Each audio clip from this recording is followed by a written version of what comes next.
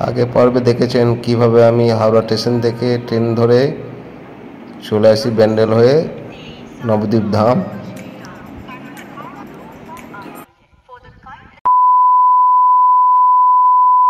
এই পর্বে থাকবে ট্রেন থেকে নেমে আমি 2 নম্বর থেকে ওভারব্রিজ হয়ে 1 নম্বর প্ল্যাটফর্ম হয়ে বাদ দিয়ে এসে টোটো ধরি। টোটো ভাড়া করে চলে যাই আমি নবদ্বীপ ফেরিঘাট। নবদ্বীপ ফেরিঘাটে পৌঁছিয়ে লঞ্চে টিকিট কেটে এবার লঞ্চে উঠে পড়ি। লঞ্চ গঙ্গা পেরিয়ে চলে আসি আমি মায়াপুর। আর মায়াপুরে কুপন কেটে প্রসাদ গ্রহণ করি। প্রসাদ গ্রহণ করার পরে ইস্কন মন্দির ও গোশালয় এই ব্লকের মধ্যে থাকবে, আপনারা দেখতে থাকুন। এটা হচ্ছে 2 নম্বর প্ল্যাটফর্ম, আমাকে যেতে হবে 1 নম্বর প্ল্যাটফর্মের দিকে। আমাকে নামিয়েছিল 3 নম্বর প্ল্যাটফর্মে। আমরা হাওড়া থেকে এলে আমাদেরকে নামাবে 3 নম্বর, আর কাটোয়া হয়ে এলে আমাদের নামাবে 2 নম্বর। আপনাদেরকে এই ওভারব্রিজ হয়ে চলে যেতে হবে 1 নম্বরের দিকে। তাই আমি ওভারব্রিজ হয়ে, দেখুন আমার মতন কতজনের নাম নেমেছে আবার যাচ্ছেও ওভারব্রিজ হয়ে। তাই আপনারা এলে এই ওভারব্রিজ ব্যবহার করবেন, ট্রেন লাইন পারাপার করবেন না। তো ওভারব্রিজ হয়ে আমার মতন অন্যজনে নামছে, তা আমি ওভারব্রিজ পেরিয়ে চলে এসেছি 1 নম্বরের দিকে। 1 নম্বরে নেমে গেছি প্ল্যাটফর্ম। এটা 1 নম্বর প্ল্যাটফর্ম। এই 1 নম্বর প্ল্যাটফর্ম বাড়ি যাওয়ার পথ। এই 1 নম্বর প্ল্যাটফর্ম ধরে দেখুন, এটা 1 নম্বর প্ল্যাটফর্ম।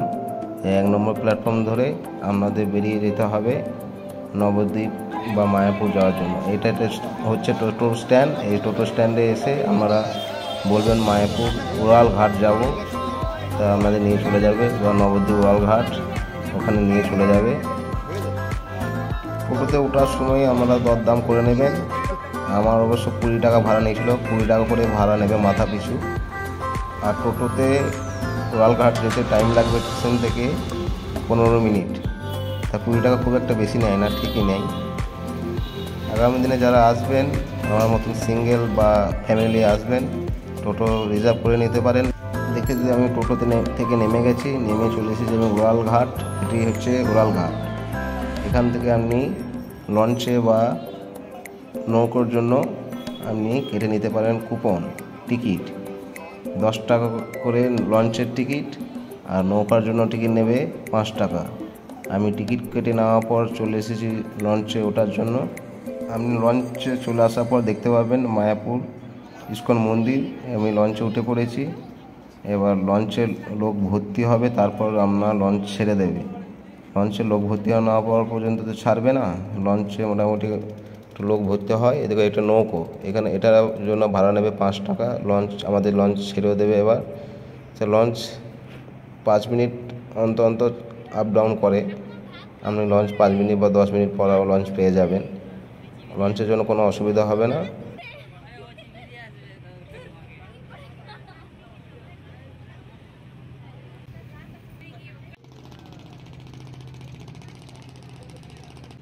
দেখুন কত সুন্দর লাগছে ইস্কন মন্দিরটি।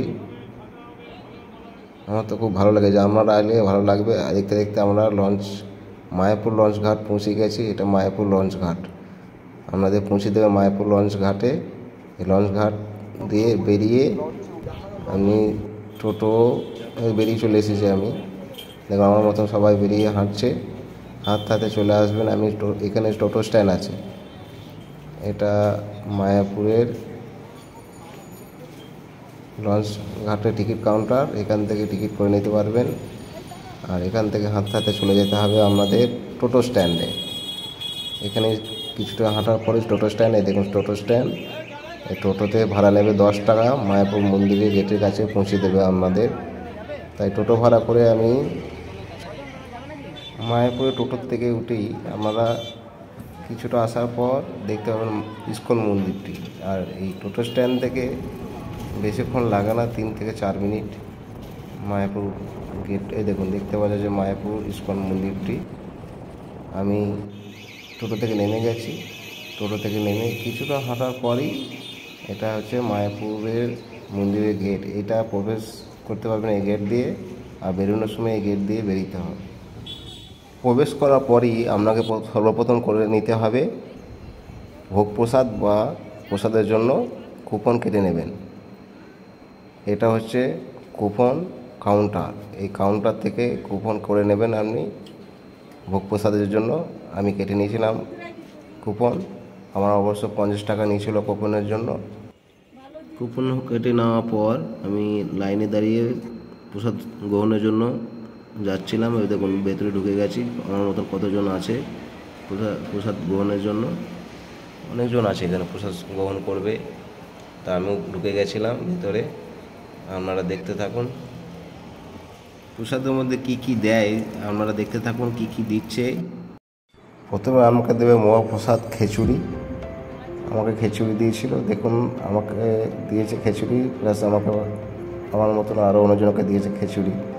এই খিচুড়ি শেষ হয়ে যাওয়ার পর দেবে ভাত, একটা সবজি।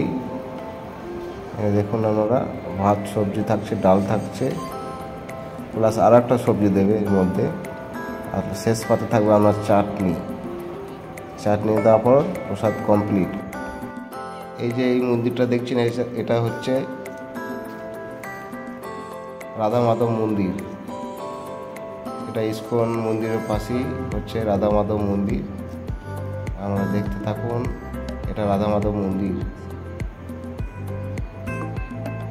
রাধা মাধব মন্দিরের পর আমি চলে এসেছি এটা ইস্কন মন্দিরে। দেখতে পাচ্ছেন ইস্কন মন্দিরটা এখন কাজ চলছে। ইস্কন মন্দির এখন কমপ্লিট হয়নি। ইস্কন মন্দিরের কাজ এখনও হতে মোটামুটি 1 বছর লেগে যাবে। এর পাশেই আপনি প্রসাদ সংগ্রহ করতে পারবেন। আর অনেক কিছু জায়গা আছে দেখার জন্য, আমরা ঘুরতে ফিরে জায়গাগুলো দেখতে পারবেন।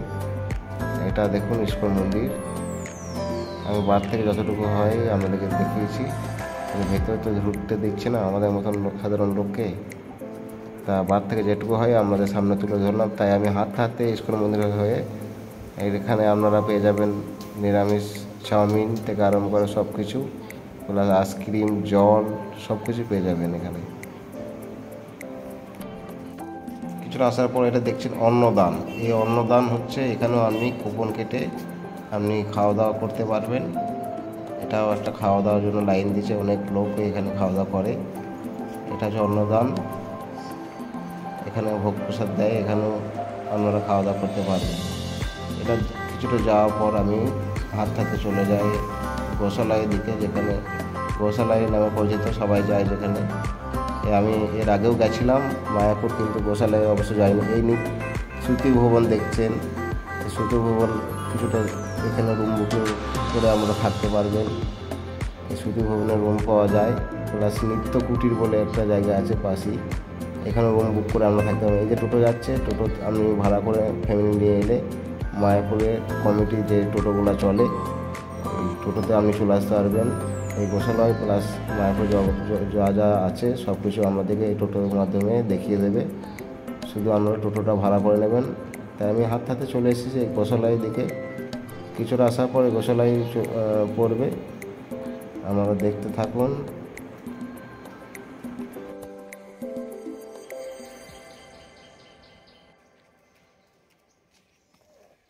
এটি হচ্ছে স্মৃতি ভবন। এখানে আপনি রুম বুক করে থাকতে পারবেন। আগামী দিনে যারা আসবেন, ভাববেন মায়াপুরে আমি থাকবো, মায়াপুর ইস্কন মন্দিরের আশেপাশে, তো মায়াপুর এরিয়ার মধ্যে আমাদের মায়াপুরের কমিটি প্লাস মায়াপুর ইস্কনের মন্দিরের মধ্যেই পড়ে এই স্মৃতি ভবন হচ্ছে। এখানে রুম বুক করে আপনারা থাকতে পারবেন। স্মৃতি ভবন থেকে কিছুটা হেঁটে যাওয়ার পরেই আপনার পড়বে গোশালয়। এই গোশালয়ে আপনি আসতে পারবেন কিছুটা হেঁটে আসার পরেই। এই দেখুন আমি হাঁটতে হাঁটতে চলে এসে এই গোশালায়, এটা হচ্ছে গোশালয়ের গেট। কিছুটা আসার পরে এই গোশালয়ের গেটটা পড়বে। এই গোশালয়ের গেটটা হয়ে আপনি ভেতরে ঢুকে যেতে পারবেন। এই দেখুন আমার মতো অনেকজন এসছে এখানে। এটা যে গেট, গেটের আগে আমাদের অনেক কিছু বিক্রি করবে, বই, গীতা থেকে আরম্ভ করে রামায়ণ, আরও অনেক কিছু থাকবে, বই বিক্রি করছে। তা কিছুটা আসার পরে এই ভেতরে ঢুকে যাবেন। ঢুকে যাওয়ার পরে এই সিঁড়ি দেখছেন, এই সিঁড়ি দিয়ে ওপরে উঠে যেতে পারবেন আমরা।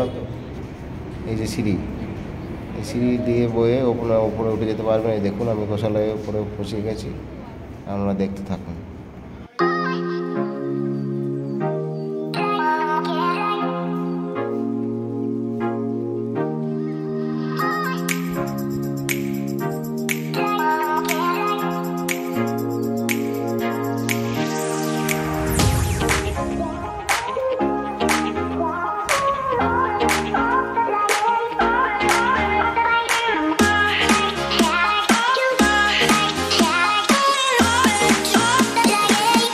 আমি গোশালয় থেকে বেরিয়ে এসি, কিছুটা আসার পর এটা হচ্ছে পার্ক। এটা মায়াপুর ইস্কন মন্দিরের পাশেই, মেন মন্দিরের পাশেই দেখতে পারবেন। আর মেন পার্কের মতন যারা বাচ্চা নিয়ে যাবেন ভবিষ্যতে, এই পার্কের মধ্যে বসে সময় কাটাতে পারবেন। খুব সুন্দর পার্কটা, অনেকজনে বসে থাকবে, দেখবেন অনেকজনে বসে আছে।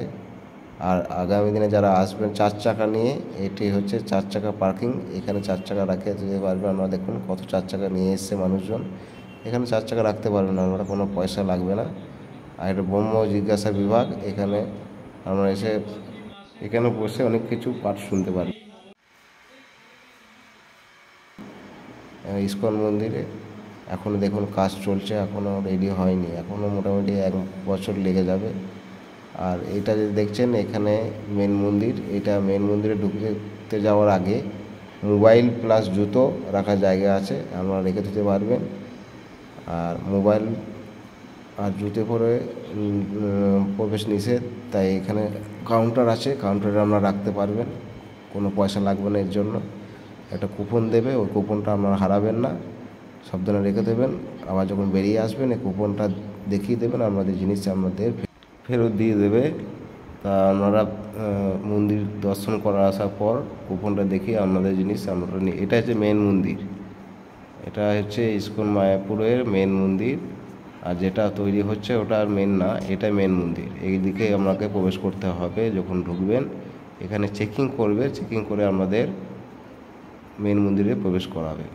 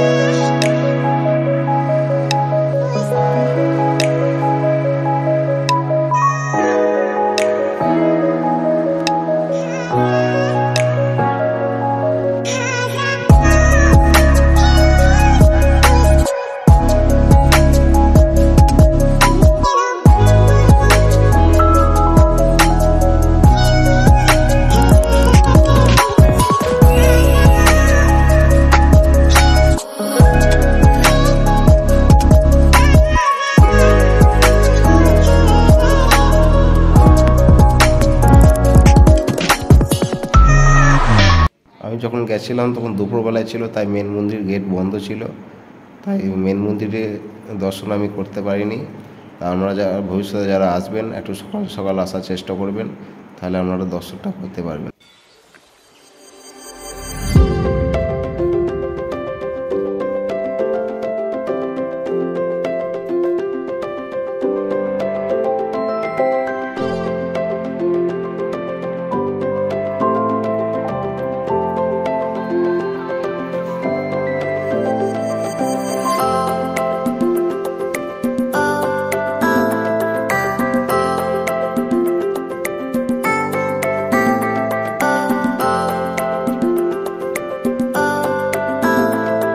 ভিডিওটা কেমন লাগলো অবশ্যই জানাবেন। ভবিষ্যতে আরও অনেক ভালো ভালো ভিডিও নিয়ে আসবো আপনাদের সামনে। ততক্ষণ আপনারা ভালো থাকবেন, সুস্থ থাকবেন, লাইক কমেন্ট করে সাবস্ক্রাইব করে পাশে থাকবেন। টাটা, আবার দেখা হবে অন্য কোনো নতুন জায়গায়, অন্য কোনো নতুন ব্লগে। সবাই ভালো থাকবেন, সুস্থ থাকবেন, টাটা। আমি এবার বেরিয়ে যাচ্ছি।